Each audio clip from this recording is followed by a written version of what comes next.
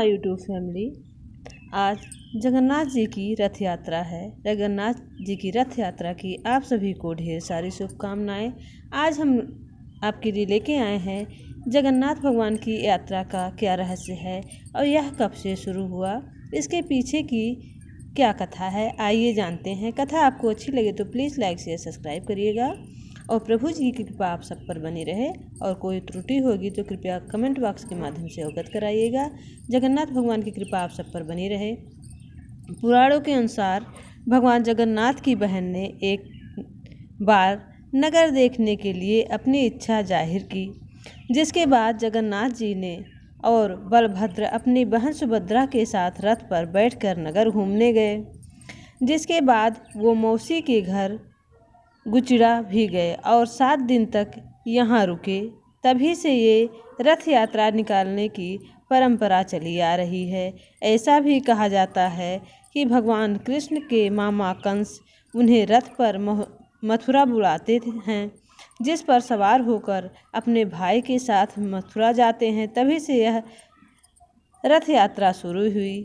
कृष्ण की रानियां माता रोहिणी से कहती हैं कि वो रासलीला की कहानियाँ सुनाए। माता रोहिणी को ऐसा लगता है कि कृष्ण की गोपियों के सामने सुभद्रा को ये कहानी नहीं सुननी चाहिए, इसलिए वो उन्हें कृष्ण बलराम को रथ यात्रा के लिए भेज देती हैं।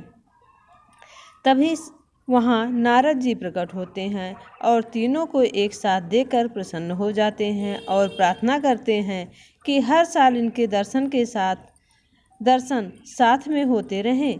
उनकी ये प्रार्थना स्वीकार हो जाती है और तभी से रथ यात्रा निकाला जाता है। ऐसा भी माना जाता है कि भगवान विष्णु ने जब अपने शरीर को त्यागने के बाद उनका अंतिम संस्कार किया गया, तब शरीर के एक हिस्से को छोड़कर उनका सारा शरीर पंच तत्व में मिल गया। कहते हैं भगवान श्री कृष्ण का दिल उस दौरान धड़क रहा था, जो आज भी भगवान जगन्नाथ की प्रतिमा के अंदर सुरक्षित है।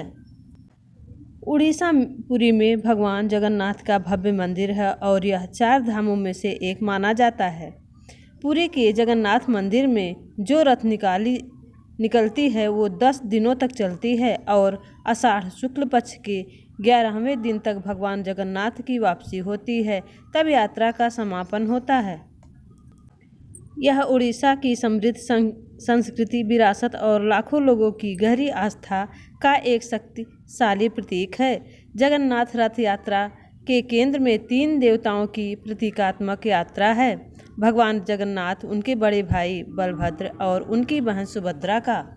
जगन्नाथपुरी में भगवान प्रभु का मन पसंदीदा जो भोग है, जो उन्हें बहुत ही अति प्रिय है, कई घंटों तक पकाया जाने वाला छेना पोड़ा एक त्योहार विशेष व्यंजन है, क्योंकि इसे भगवान जगन्नाथ का पसंदीदा मीठा व्यंजन माना जाता है। इसे खास मौक़ों और त्योहारों पर घरों और खानों की दुकानों में पकाया जाता है। इसका स्वाद पूरी तरह से पनीर और कारमेलाइज चीनी से आता है। श्री मंदिर में खेचुड़ी या खिचड़ी सबसे खास है। कई बार श्रद्धालुओं को इसका विशेष प्रसाद दिया जाता है। माना जाता है कि एक बार जगन्नाथ जी एक गरीब बुढ़िया के बुलाने पर उनके हाथों से खिचड़ी खाने चले गए थे। तभी से यहाँ प्रचलन है कि खिचड़ी का प्रसाद दिया जाता है। ज्येष्ठ माह की पूर्णिमा तिथि भगवान जगन्नाथ, बहन सुभद्रा और बड़े भाई बलभद्र को गर्भगृह से बाहर लाया जाता है और उनका स्नान किया जाता है। ऐसा माना जाता है कि इसके बाद भगवान जगन्नाथ बीमार पड़ गए थे और उन्हें बुखार चढ़ जाता है। इसका कारण जगन्नाथ 15 दिनों तक शयन कक्ष में विश्राम करते हैं। विशेष बात यह है कि माना जाता है कि उनका यह दिल भगवान जगन्नाथ की मूर्ति के अंदर है और वह आज भी धड़कता है। हर 12 साल बाद जगन्नाथ मंदिर में भगवान जगन्नाथ, बलभद्र और उनकी बहन सुभद्रा की मूर्ति को बदला जाता है। जब भी इन मूर्तियों को बदला जाता है, उस समय पूरे शहर की बिजली बंद कर दी जाती है।